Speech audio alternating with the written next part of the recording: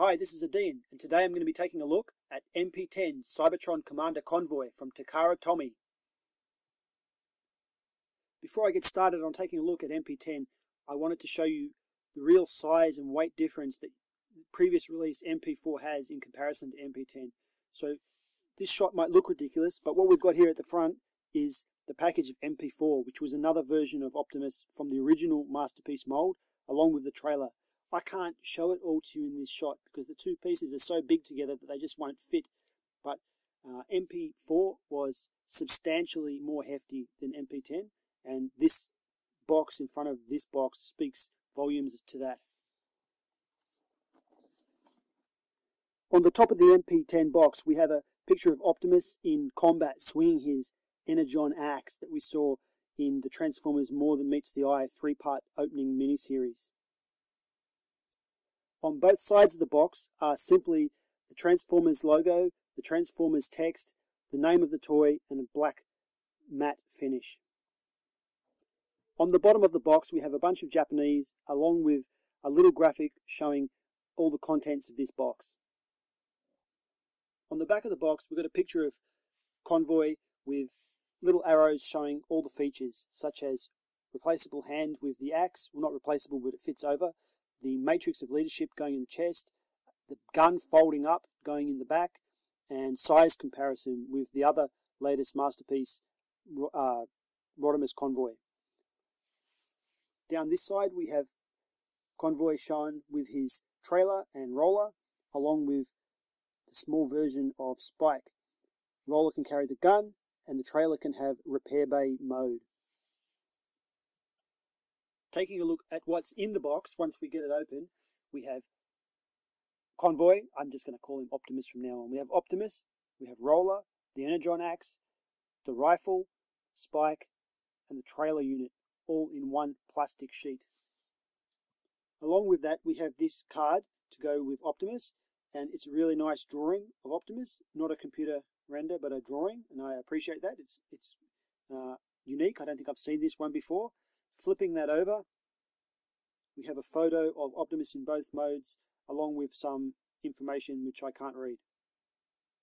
There's also this little promotional flyer, which I have no idea what it says. And finally, an instruction booklet, which is some black and white instructions with some black and white artwork scattered here and there inside. And on the back, a little panel showing all the different convoys over the years, starting at G1, going all the way up to Optimus Convoy. So here we have MP10, the best Optimus probably ever as far as design goes, as far as transformation and overall look, as well as coupled that with articulation. His shoulder can rotate the whole way around like this. He also has the ability to reach outwards like this. And as the arm moves up, you'll see a little joint swings out from underneath to widen that range of motion. When it goes back down, that leaves a gap like that. So you can either permanently leave it out or put it in and out as needed. One unfortunate thing with that joint is that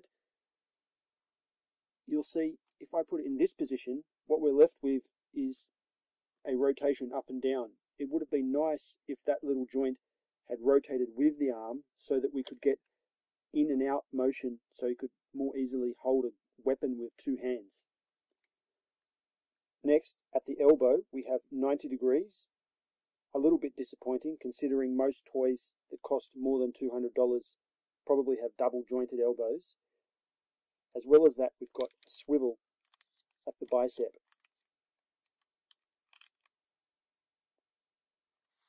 The hand rotates at the wrist, as well as having a articulated index finger at 2 points.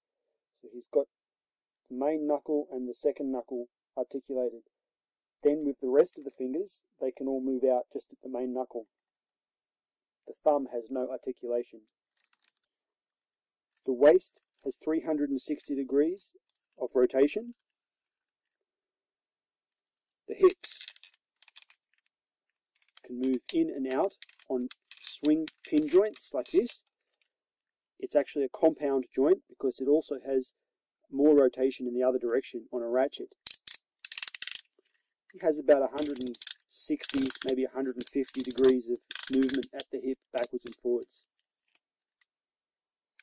Looking inside the hip here, we have a rotation at the thigh. This next joint looks like a rotation point, but is really just a connection between two different pieces. It has no rotation there.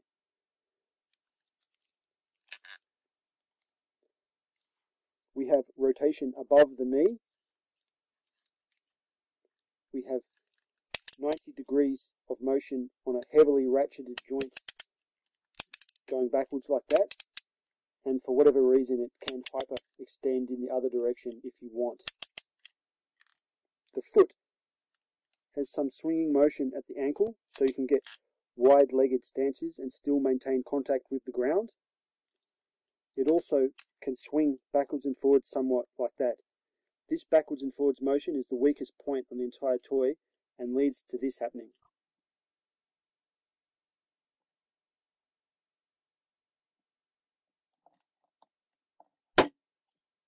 The head can rotate the entire way around like this.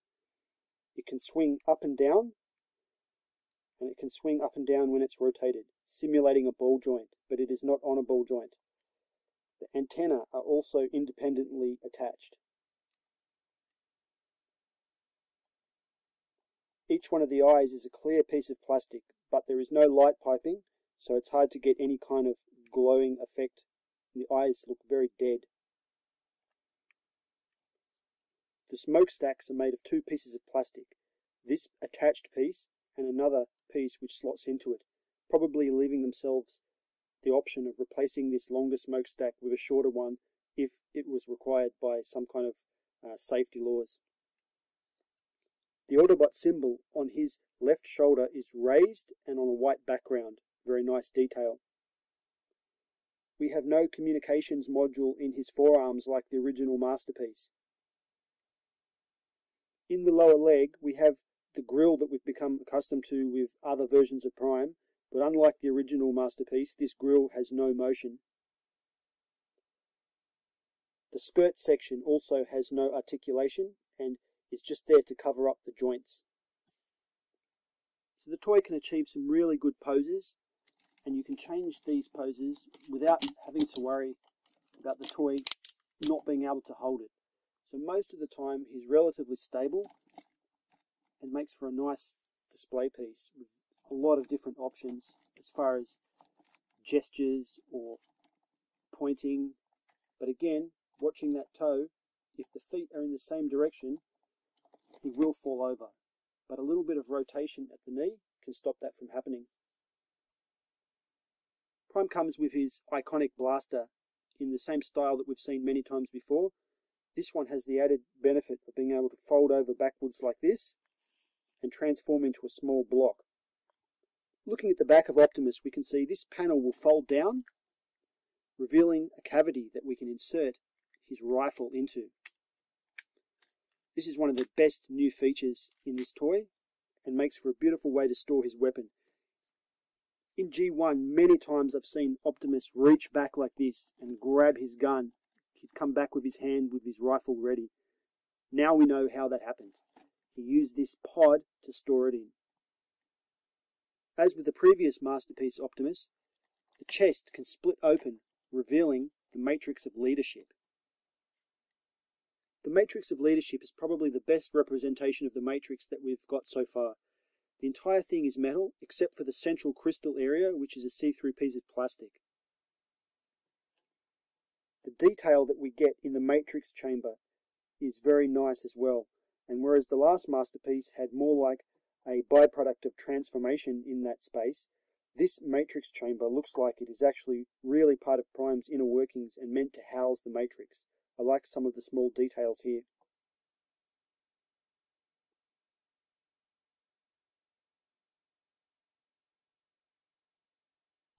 To put Prime's scale into perspective, here we have Prime next to a Classics original Megatron. Clearly, MP10 is not meant to be part of the Classics line. Next, you can see MP10 in comparison to the height of a more contemporary figure. So here's Reveal the Shield Laser Prime with the battle tanker armor added onto him. Again, MP10 towers over these smaller deluxe figures. Next we have Alternative Bumblebee next to MP10. This is one deluxe where I think Bumblebee probably is in scale to MP10. Bumblebee is meant to be a smaller figure, and when we get the new Masterpiece Sideswipe later in the year, I'm guessing he'll come up to about here, and that would be just about right in the scheme of things. The next comparison in line is this original G2 Optimus Prime I bought in, I think, 1995. So he only comes up to around about the waist, but you can see that he shares many of the same design cues as MP10. And my final comparison here is Hasbro's version of the original Masterpiece mold. You can see he's really huge in comparison to MP10, and he is like a brick. He's got a lot of articulation, but weighs a ton. So I'm going to pull the camera back so you can get a better look just how big he is in comparison. You'll notice that his head is much more toy-like than MP10's heavily stylized design. There we go, look at that. Like father and son. One of the really strong selling points of the original Masterpiece was its price wasn't over the moon like this MP10. In Australian dollars here, I think I paid something like $100 for this Hasbro version of Masterpiece Prime, and maybe just under $200 each for the Takara versions. Because of this affordability being less than $200, I was able to get two of these Hasbro versions and two of the original Takara MP01s, along with an extra MP04, which is the MP01 repacked with the trailer. If they had been pricing these at $250 to $300, like they seem to now, they would not have made anywhere near the amount of sales from people like me as what they did. So it's just, it shocks me that Takara are willing to price themselves almost out of the market like that. And I'm hoping that with the upcoming American release of the MP10, that they can do something to rectify this. Because if they could price it between $1 and $150, that would be the real sweet spot, and let people like me who want multiples get as many as what they can buy. This configuration is what's known as the repair bay mode, and Optimus can go inside of his trailer like this and have access to his various weapons. So on the top here we have his Energon axe, and then this robot component of Optimus's trailer, which can house the Spike Witwicky figure, has a robot arm. The robot arm can hand Prime his gun or carry out repairs on different parts of Prime's body. I don't know if this is more of a fan mode or if it's really becoming official now, but I often see Prime put in this position, and it seems to me it's intended to be that way, given that the Energon axe has a real location to store there. Okay, we're going to transform Prime to his vehicle mode. The first step is to grab the arms and put them into this position, like so. On the forearm, bend down this tab under the arm and rotate the hand into the arm like that.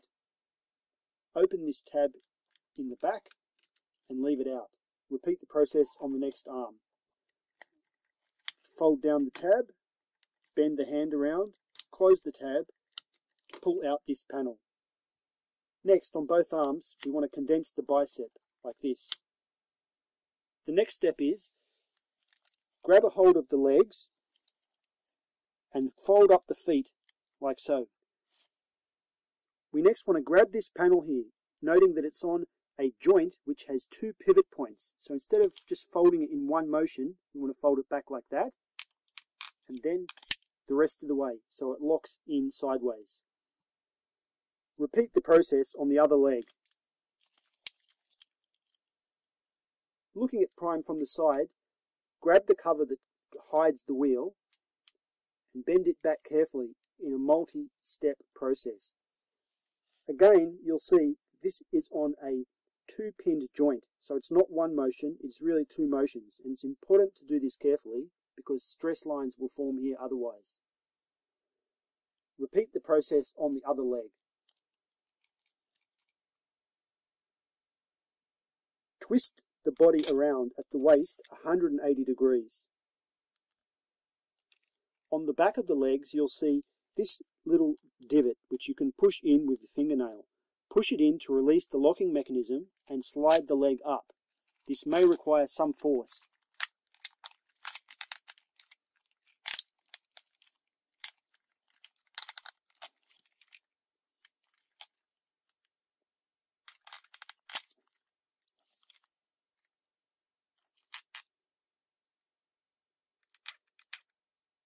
Once we've started the legs sliding up, tab them together like this, using the two plates that we just put between the legs. Now we can slide the legs all the way up to the groin. The next step is to grab these chest panels and open them as if we were going to reveal the matrix of leadership. The next step is to grab this silver panel and lift it up, making sure that we also grab the matrix cover door and lift that up at the same time until both point outwards. Turn the toy to the other side, finding this detailed section here. Bend each of the silver tabs backwards like this on both sides of the figure. Next, rotate this whole section down until it is parallel with the ground. Turn the figure to the other side. Grab the top of this grill with your thumb. It's tabbed in here, and what we want to do is split it apart like this. And you'll see once it's untabbed, it'll bend relatively freely. In the side of the figure, there is a swinging bar. You can see the swinging bar there, and it tabs in the other direction into this grill. Tabbing once there, and then clicking back and tabbing at 90 degrees. This should form a relatively solid connection, and the 90-degree angle is important because without this 90 degrees, the next step in transformation is not possible. Turn the figure to the front, grab a hold of the abdomen section and rotate it 90 degrees till it's parallel with the ground. Then, grabbing this detailed section at the back, rotate this up 90 degrees till it is also parallel to the ground. We want it to look like this. Holding this whole abdomen section, rotate it around 180 degrees till it faces the opposite direction. Do the same for both sides. Grab Prime's matrix chamber and dislodge it, moving it forward, rotating downwards to reveal another front grille of the truck. This will lock down. You'll hear a snap and it will be in place. After this, we bend Prime's head down into the cavity that we just created. Close the cab doors to form the front of the truck. The next step is very familiar to anyone who's transformed an original G1 Prime. We want to rotate his arms back as if it was a G1 Prime into the cavity, taking special note that this little tab is going to tab underneath this section to lock the arm into place. This may require some jiggling to get it into place.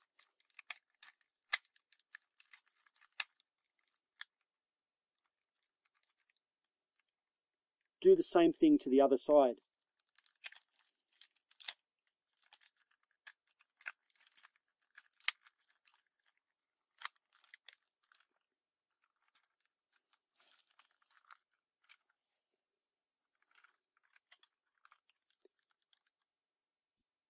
Next, we want to bend these tabs up into the upright position and fold the silver tabs in, locking the whole thing into position so that the truck maintains its shape in truck mode.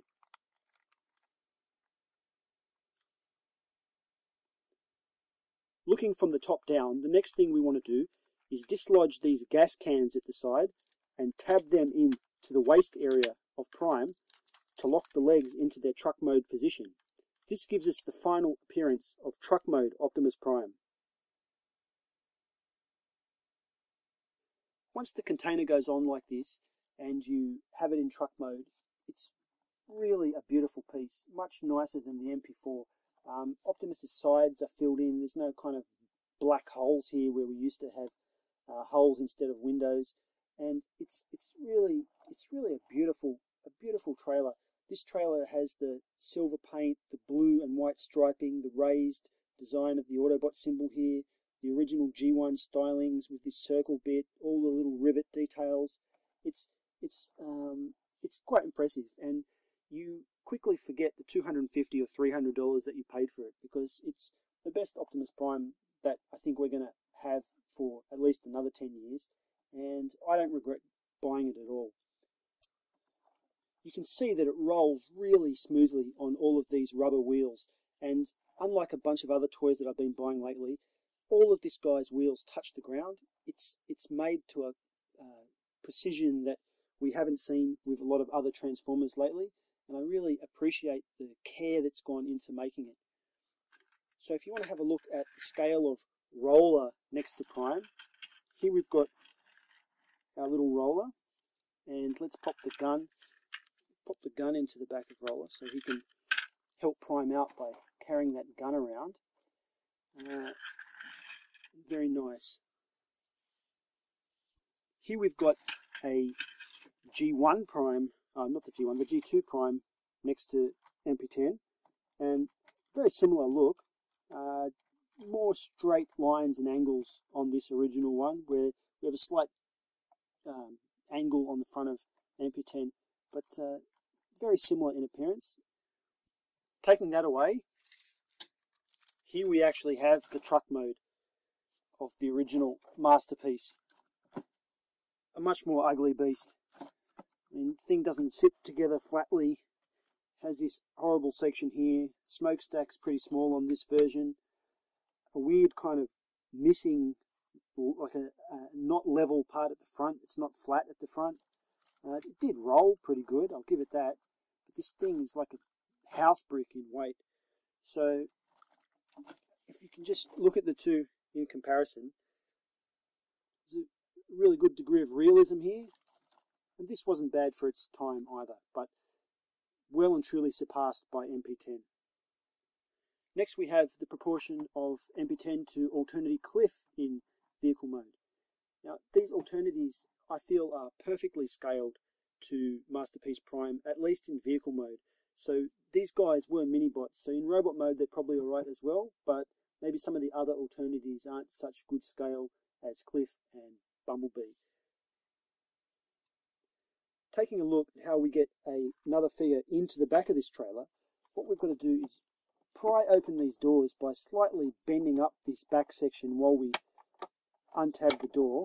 So the doors can open like that, and then we have a outstretching ramp. So Cliff fits very nicely in there. If you can have a better look, you can see that he can roll in a fair way, leaving enough space to hold something else, although not two vehicles at once. It will only fit one vehicle at a time. Another feature of the set is that Roller is capable of pulling the trailer. So this is our Roller as we had him carrying the gun. If we bend this little flap backwards like this, what we can do is fold around the top of Roller and give him a trailer hitch. So if we take the trailer off of Prime, we can slot it straight into Roller. And Roller, in this instance, is really meant to pull this trailer. He can pull the trailer and maintain all his wheels on the ground, with Prime's trailer being firmly grounded as well as having full steering capacity. Taking a look at the front of the truck mode of Optimus, we can see that once we open the front, we actually have our little Spike figure inside. Both sides of the truck are capable of holding this figure.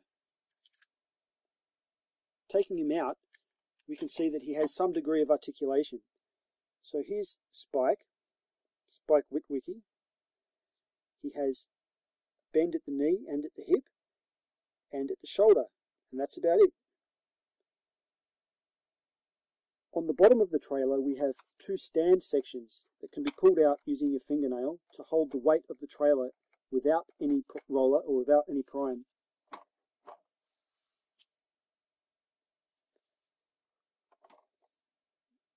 These side sections are also used to hold the weight of the sides of the trailer in the transformed mode. As we move them out, you'll see that they extend downwards by themselves in a kind of automorph fashion. On both sides this is the case.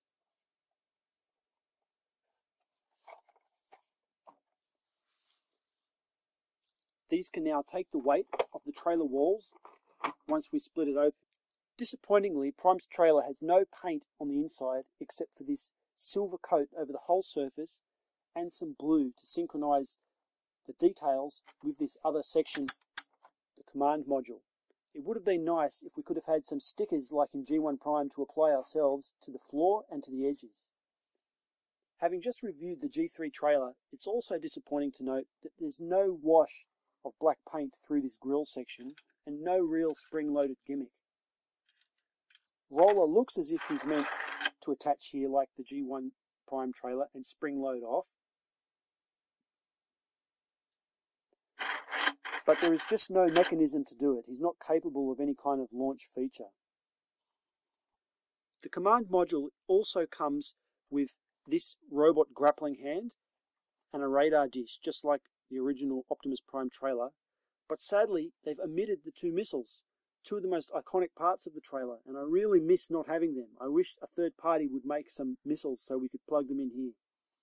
This hatch can open, and our little Spike figure can sit inside to command whatever's going on in Optimus's trailer. On the side of the trailer we have this small tab that can be bent backwards like this. This gives us the way to have the command module poking through the roof of the trailer even when the trailer's closed, much like the original, except in this case, when we don't want it anymore, we can cover that hole back up again. Something that I really would have liked was one of these little flaps on the front, because when I was a kid, we all used to bend out the front of this and make like a spaceship mode for the trailer. And I would pretend it was like a cargo ship for my Autobots. But without the hole in this version, that's just not possible. So my final thoughts on MP10 are, it is worth it. There is nothing about this that you will regret, save the huge price. With the Hasbro version coming out in only a few months' time apparently, we don't know what that's going to cost yet, but I'm prepared to say right now that you should just go out and buy the Takara one. Hasbro's track record is a bit spotty as far as I'm concerned when it comes to Masterpiece releases. I have every Masterpiece released by Hasbro, and many of them have had floppy joints when I compare them to the Takara counterparts. My Masterpiece Grimlock, although really good quality from Hasbro, does have that floppy joint problem where he can't stand up in some poses in dinosaur mode. And apparently there's going to be a recoloration of some of the blue parts in the Hasbro version of this, which may not be to your liking. I'm happy with this, and I'm glad I bought it. I hope you've enjoyed my review. Thank you for watching.